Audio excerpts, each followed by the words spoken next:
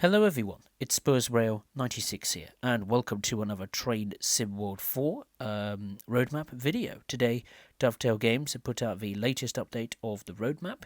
So as always, let's get straight into the details. We'll start with the short little overview of the March roadmap. We'll start with the 0 to 3 month section. The Winter Core update is gone because it's been released to the game.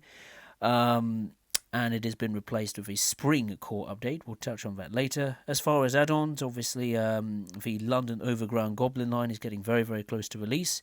It will be releasing in less than 2 weeks' time on March the 19th. The Semmeringbahn has no release date yet, but they have released some details and screenshots of the route in action. So we'll touch on that later as well. As far as partner releases goes, the Cargo Line Volume 2 Aggregates Pack by Skyhook Games is still in this section. Same goes for the Fife Circle line. On to the 4 to 6 month section. The San Bernardino line remains a fair way out from release. Dovetail say they are working as fast as they can to get this route in a suitable condition to be released, but it is still a fair way off. And as far as the UK stuff is concerned, a UK locomotive remains in this section, but a new UK route has been added to the 4 to 6 month section. And the partner releases is exactly the same with the from the last month of February, the ScotRail Class 158 and the Deutsche Bahn Simtrack Deutsche Bahn locomotive by Simtrack Studios. What is one noticeable difference is that the BR Class 104 and Peak Forest expansion pack, which is being produced by Simtrack Studios, has been moved back to the release date to be confirmed section. We'll quickly touch on the Fife Circle line, which is being made by Rivet Games. Now, yesterday Rivet shared a preview of the ScotRail Class 170 in the form of a walk around inside the cab and outside of the diesel multiple unit. You can actually watch it now on their YouTube channel.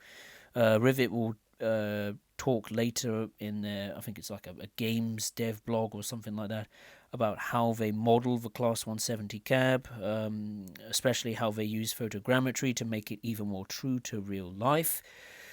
I wasn't particularly impressed with that walk-around video, I must say. There was some...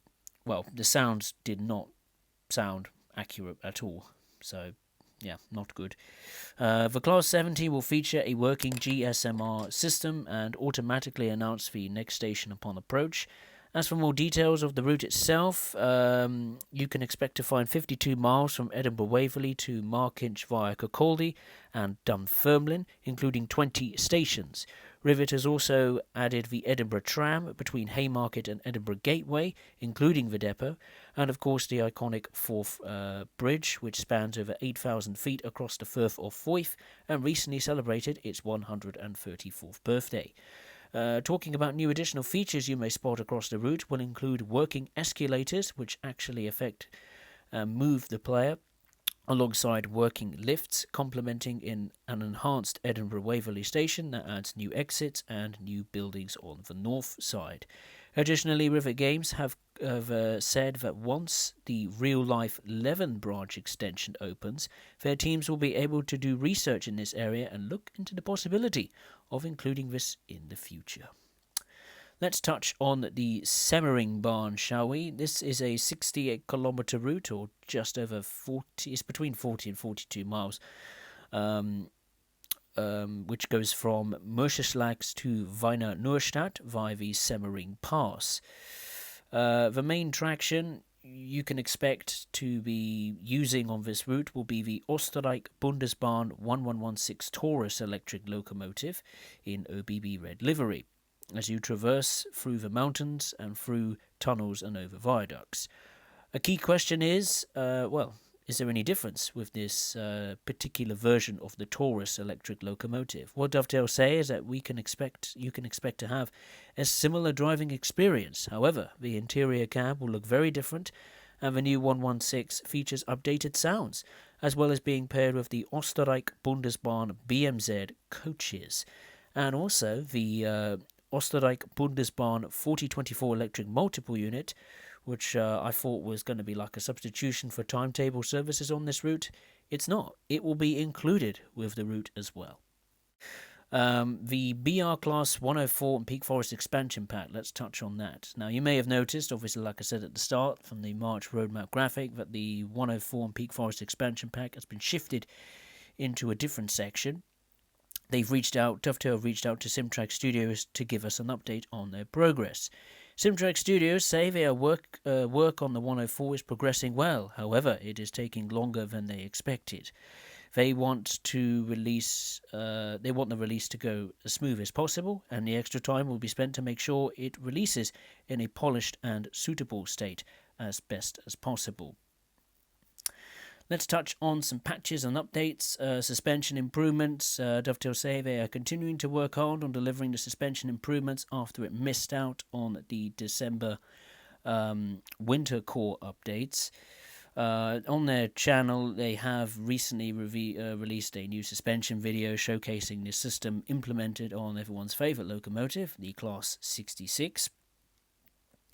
And what they say is that their beta tester teams have been using the suspension system on a wide variety of trains and routes, and their development team have been getting lots of feedback from the beta team on their thoughts on the updated suspension system.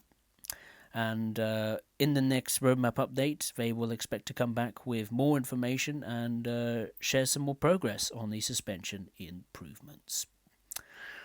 Now, finally, let's touch on the but the spring core update. This will be the next large update coming to Train Sim World 4. The aim of this one is to investigate how to improve substitution, fix some key community issues, a range of scoring adjustments to various routes, as well as additional improvements to fix issues when completing specific tutorials and training modules. Ahead of this update, Dovetail will have a smaller patch which will aim to resolve some HUD settings not saving between sessions on console, and an issue with the Teisendorf station announcements being audible further than intended on Rosenheim to Salzburg. We expect this update to be available next week. Dovetail are still finalising the other details of this patch, so expect an update from Dovetail soon when they are ready to release it. Train Sim World 3 is still being worked on by the Dovetail team. They are now in the process of releasing a third batch of Train Sim World 3 improvements coming to the game, with the intention of releasing them very, very soon, and it will focus on improvements to Peninsula Corridor and the Norfolk Southern Heritage Livery Pack, including some timetable changes and fixes to various scenarios. And that's pretty much it. If you'd enjoyed this roadmap update, then feel free to give it a like, and if you are watching for the first time, I'd really appreciate it if you would consider subscribing to the channel. And as always, I will see you next time. Thank you very much for watching. Take care.